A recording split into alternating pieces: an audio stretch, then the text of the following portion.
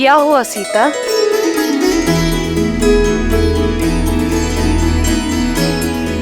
एक विचित्र सा आभास हुआ है।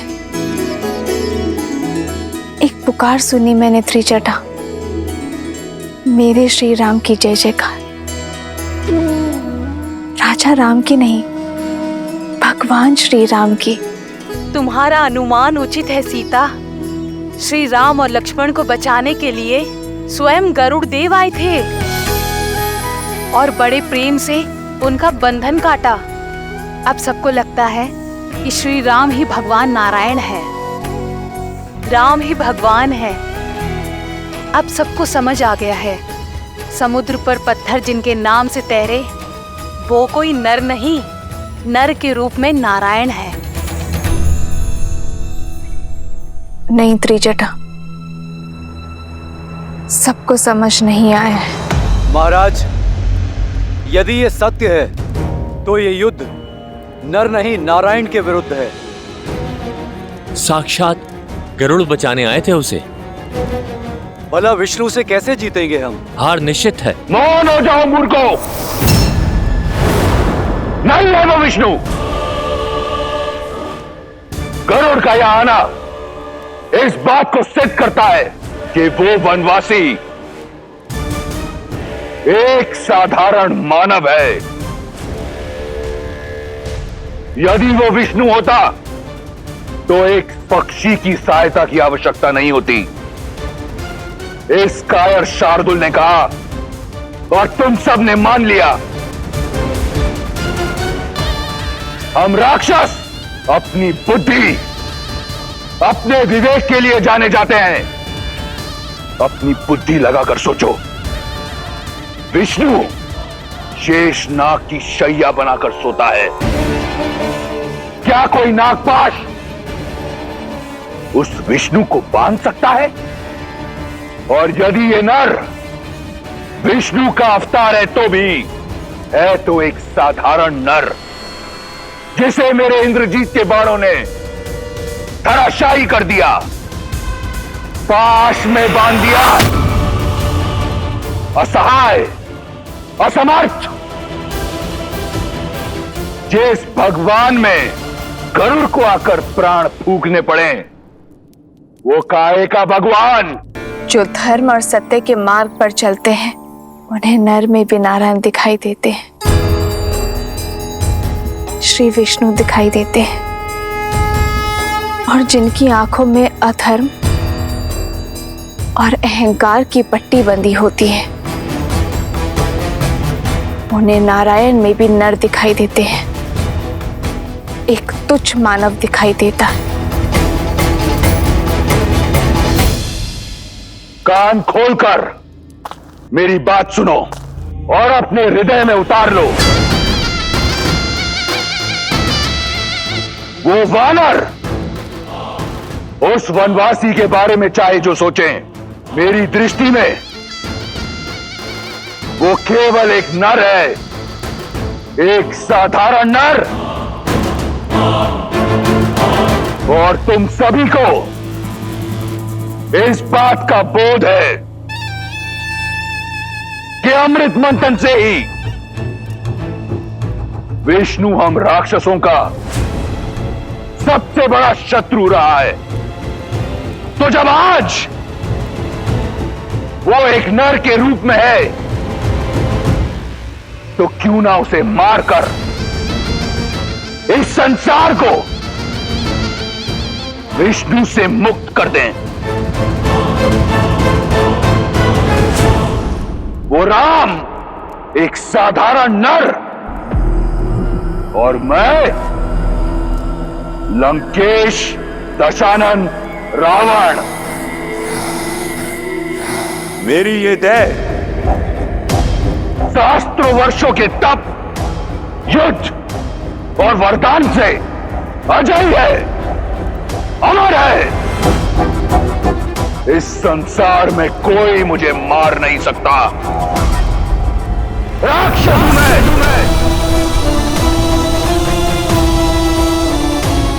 अब बोलो, एक नर के विरुद्ध इस युद्ध में क्या तुम मेरे साथ हो? हम आपके साथ हैं लंकेश। हम आपके साथ है लंकेश। हम आपके साथ है लंकेश। हम आपके साथ हैं लंकेश। स्वयं रक्षामय, स्वयं रक्षामय, स्वयं रक्षामय।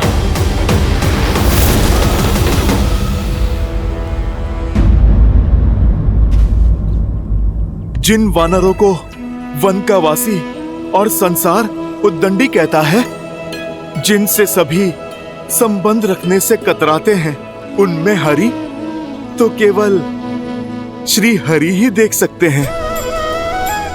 प्रभु, अब आप हमें भी अवसर दीजिए आप में अपने भगवान को देखने का, इस युद्ध के अंत तक आपकी सेवा करने का।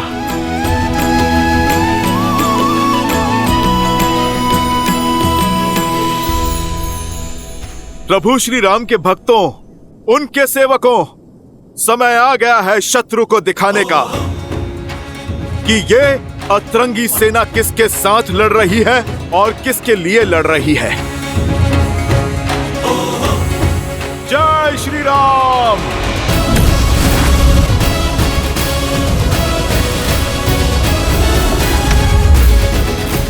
जय श्री राम। जय श्री राम। जय श्री राम। जय श्री राम।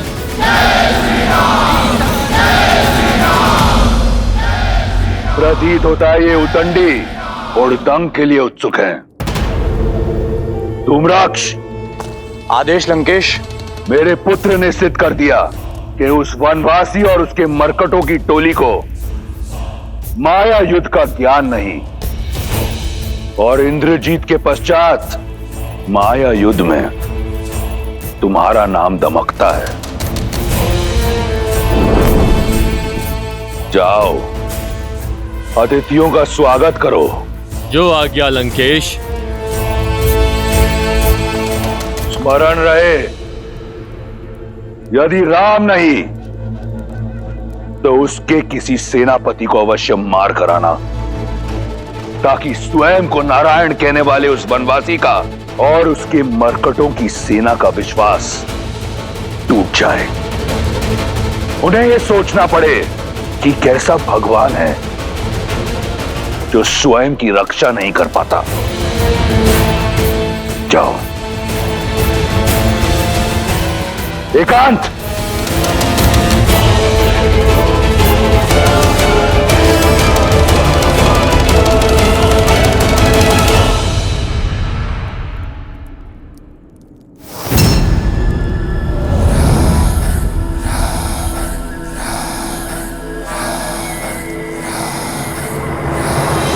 दशानन आज कुछ भिन्न दिख रहे। ज्ञात होता है कई खोए हैं। खोए नहीं, संजोए हुए हैं रावण। इस बार राक्षस नई रणनीति के साथ उतरे हैं। तो हम भी सज्ज हैं।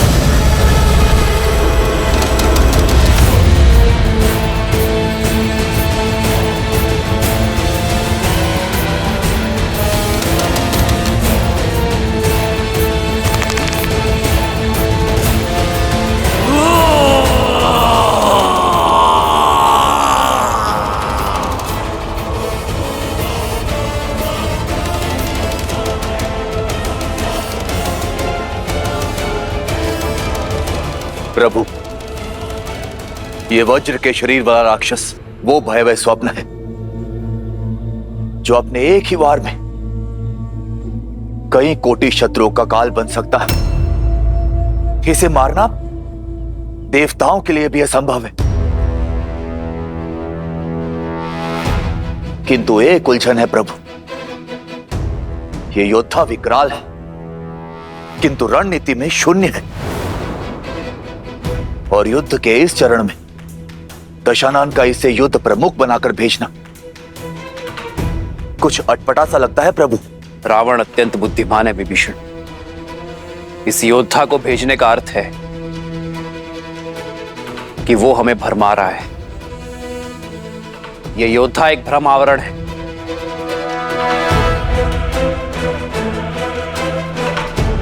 रावण की रणनीति कुछ और है।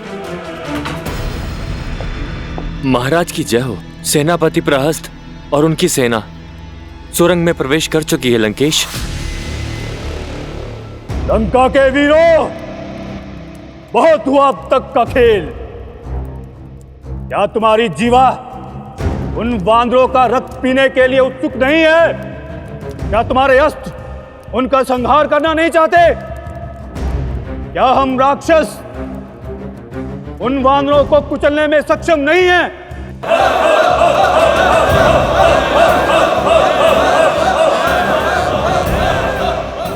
तो छा जाओ शत्रु पर आतंक का मेघ बनकर। वेग से आगे बढ़ो और शत्रु को अपने आने का आभास दिए बिना। तो फिर चलो मेरे साथ।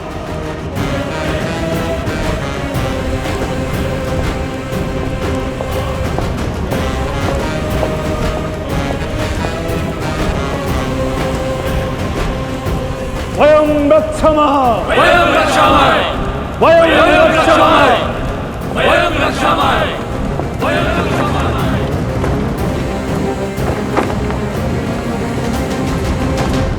वहां राक्षस काल बनकर उन वानरों पर टूटेंगे और यहां वज्र मुष्टि उनके शीश पर मृत्यु का तांडव करेगा।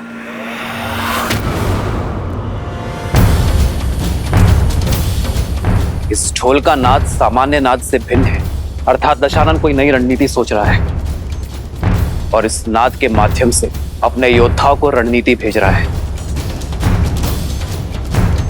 जीवित निकल जाओ इन वानरों को। जय लंकेश। वानर वीरों, सतर्क हो जाओ। पराक्रमक भी। हर हर महादेव, हर हर महादेव।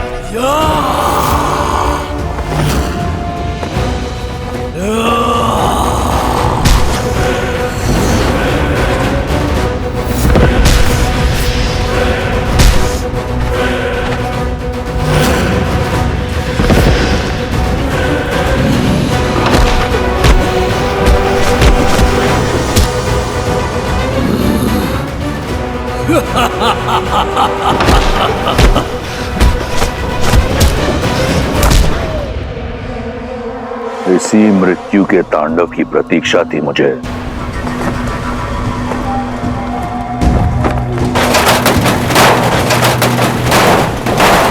शांत शांत, उठाओ।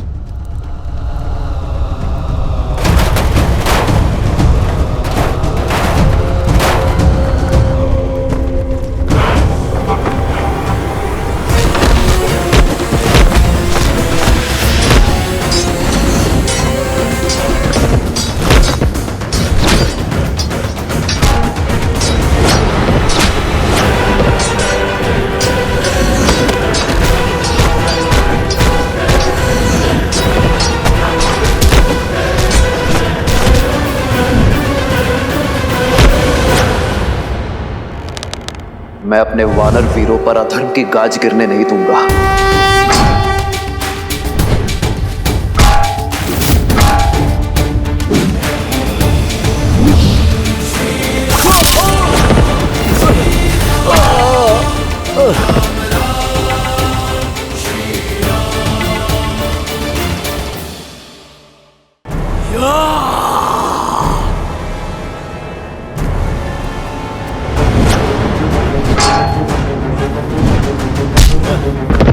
सावधान राक्षस!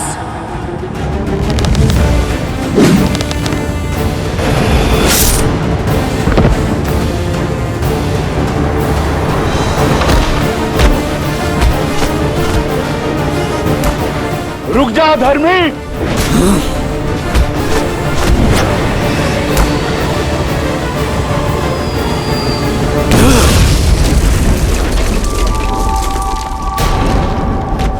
इस चट्टान की भांति आज एक एक वानर की अस्थियों को चकनाचूर कर दूंगा।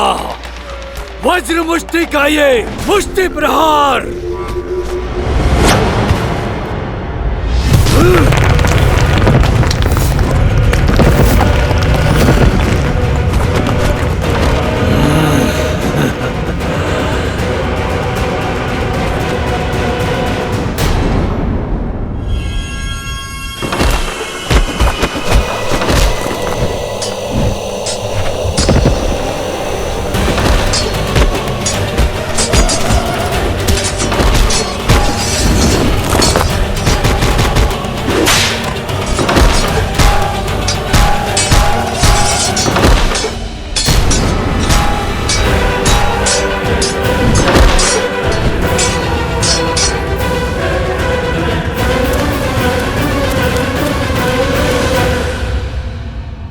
मेरी सेना को कुचलने की बात करता है मूढ़।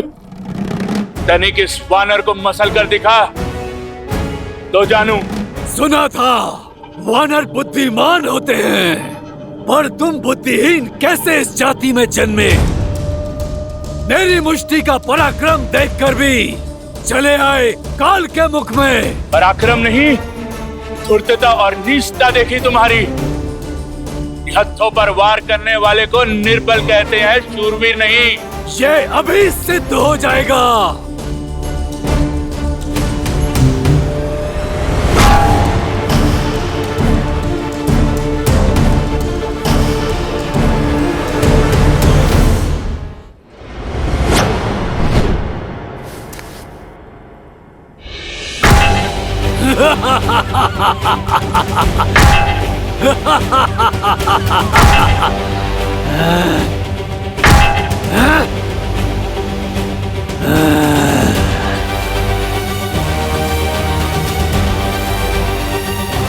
जय श्री राम।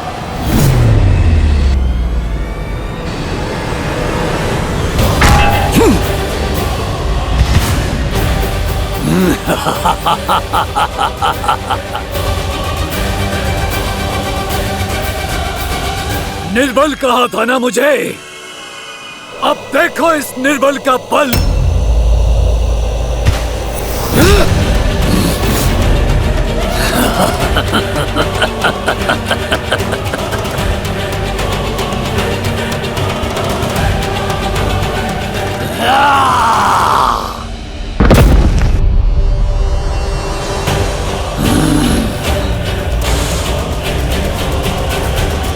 जिसने भरी सभा में अपने समक्ष झुकने के लिए सभी को विवश कर दिया, आज देखो उसके पग भी उखड़े जाएंगे। ये तो केवल आरंभ है राम। देखो देखो कैसे तुम्हें भगवान कहकर तुम्हारे चरण छूने वाले इन वानरों को एक एक करके धराशाही करता हूं।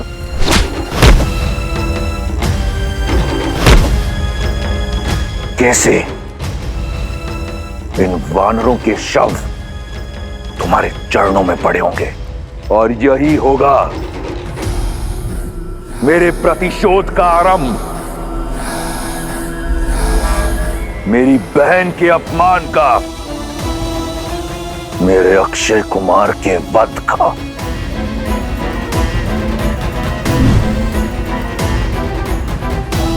मेरे इंद्रजीत के रक्त के जितने कण धरती पर गिरे, उससे 100 गुना अधिक वानरों के शव इस युद्ध भूमि पर होंगे, और मेरे प्रतिशोध का शंखनाद इस बड़बोले अंगद के साथ होगा।